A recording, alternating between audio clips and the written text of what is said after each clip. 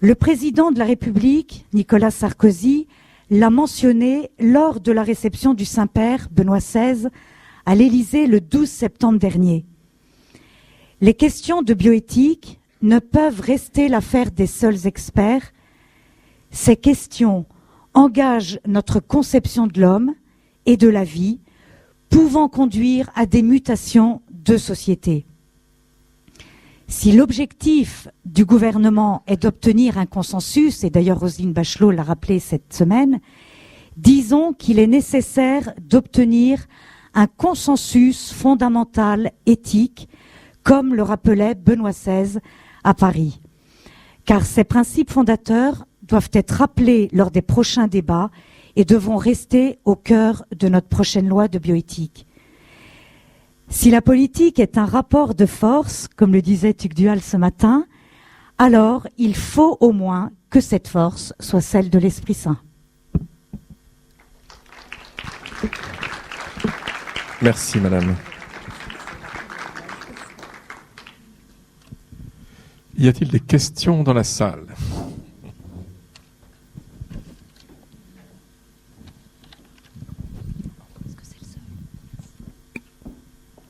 J'avais pris le micro, effectivement.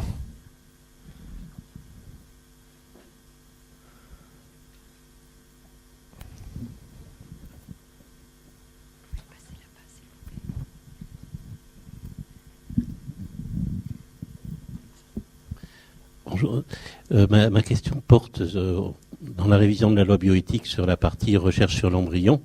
Donc il ne semble pas qu'on aille vers une autorisation au lieu d'une interdiction avec dérogation. Mais le problème qui est préoccupant pour les chercheurs est la question des moratoires. C'est-à-dire le fait de refaire une loi tous les 5 ans si la recherche sur l'embryon est autorisée avec certaines dérogations. En effet, bon, personne, je pense ici, n'imagine que les gens qui font de la recherche sur l'embryon la font pour détruire des embryons. Ils la font parce qu'ils ont un objectif plus élevé.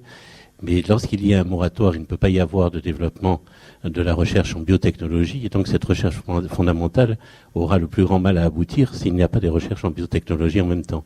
Or, les recherches en biotechnologie sur le sujet ne peuvent se faire que s'il y a un investissement privé important. Et cet investissement privé ne pourra se faire qu'à la condition qu'il n'y ait pas de moratoire. Est-ce que cette partie-là, cet aspect des choses... Aujourd'hui, personne ne peut dire... quelles seront les conclusions le résultat du vote de la loi. Et personne ne peut dire d'ailleurs ce que sera le contenu du projet de loi sur la recherche, sur ce type de recherche. Aujourd'hui, nous sommes en effet dans un système dérogatoire pour 5 ans, avec une double clause qui est d'ailleurs, je ne l'ai pas recitée, mais enfin qui est quand même très contraignante pour les chercheurs et qui d'ailleurs n'est pas respectée par l'Agence de biomédecine qui donne des autorisations de recherche sur l'embryon. La première clause, c'est à des fins thérapeutiques. La deuxième, à condition qu'il n'y ait pas d'alternative comparable. À des fins thérapeutiques, bon, même le professeur Péchanski, le grand spécialiste, a admis qu'aujourd'hui, les fins thérapeutiques n'étaient pas le but de la recherche sur l'embryon. Et à condition qu'il n'y ait pas d'alternative, aujourd'hui nous en avons. Ce que nous n'avions pas d'ailleurs en 2004. Donc aujourd'hui, on ne peut pas savoir quel va être le texte proposé aux parlementaires. C'est d'ailleurs une partie de l'enjeu de ces révisions, et puis des états généraux. Il faut communiquer le plus possible sur les résultats des travaux de recherche sur les cellules souches issues du sang du cordon et sur les cellules souches adultes, et insister sur la souffrance des malades qui attendent un traitement et à qui on a promis un traitement. En 2004, on leur a promis, on leur a dit, on vous promet grâce à ce type de recherche, on va continuer nos travaux et on trouvera un traitement pour votre maladie qui jusqu'à maintenant est incurable. Donc on a mis cet aspect en avant. Eh bien, relevons le défi et continuons à accélérer les travaux de recherche en direction des pistes où on commence à avoir des résultats. Alors, quant à la recherche fondamentale, c'est ce que veulent... alors, aujourd'hui, l'objectif serait double pour ceux qui demandent la levée du système dérogatoire. C'est d'une part la recherche fondamentale, mais on peut peut-être la faire sur l'animal. Et puis deuxièmement, pour améliorer la technique de la fécondation in vitro, qui aujourd'hui n'est pas une technique excellente, puisque nous n'avons que 20% de succès. Je me permets d'intervenir dans le débat. Vous avez très justement dit, monsieur, dans votre question, justement la préoccupation d'une recherche fondamentale. Il me semble qu'il y a justement un problème dans la manière dont sont présentées les choses, c'est que on fait un glissement de sens encore entre recherche thérapeutique et non thérapeutique et recherche thérapeutique et recherche fondamentale.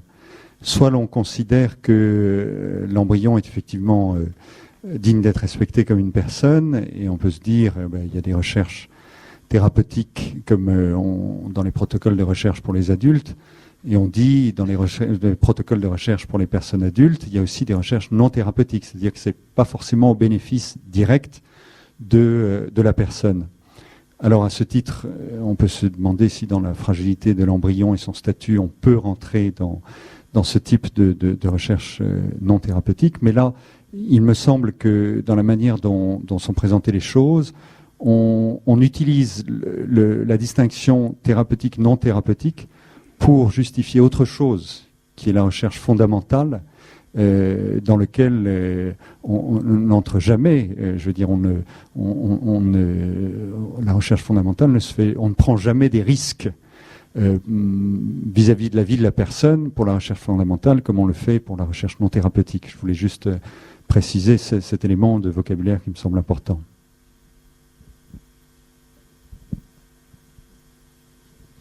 Oui, c'était en admettant que on arrête les recherches sur les embryons, il va y avoir un grave problème après pour la reconversion des scientifiques qui font ces travaux de recherche depuis des années sur les embryons. Ça risque de poser de gros problèmes pour réfléchir correctement sur ces questions ouvertes. Vous savez, quand on arrive à ce niveau de recherche, on doit être assez facilement adaptable.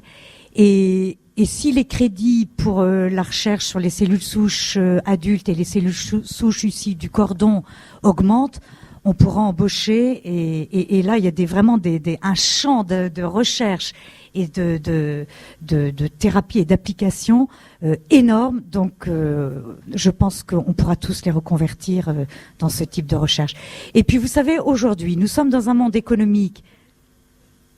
J'écoute pas.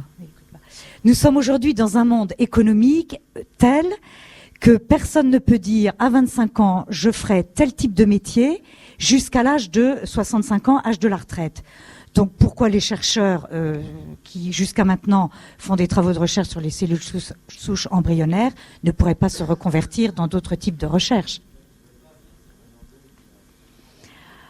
Ah oui, il y a quand même eu... Alors ça, vous avez tout à fait raison. Il y a une compétition entre les cellules souches embryonnaires et les cellules souches ou adultes ou... oui, ça vous avez raison. Oui. Oui, c'est vrai que le père de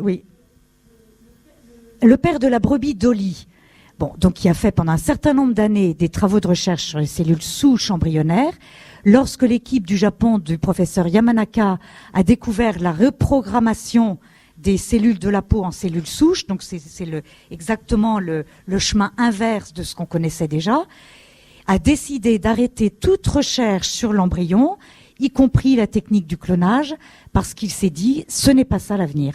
Donc il y aura peut-être plein de Yann Ilmut dans le monde. Vous avez dit tout à l'heure que les États généraux ne devaient pas être que l'affaire du législateur. Quelles sont les personnes qui sont sollicitées pour participer à ces États généraux ou pour réfléchir, étant donné que ça doit être, si je comprends bien le terme États généraux, un petit peu le reflet d'une réflexion de la population entière? Voilà, exactement. Alors vous avez bien compris, les États généraux ont été ouverts la semaine dernière. À ce jour, 3 grandes réunions très symboliques ont été décidées, une à Marseille, une à Strasbourg, une à Rennes. Ce qui n'empêche pas chaque région d'organiser, soit par le CHU, soit par des grands hôpitaux, des réunions également sur le sujet.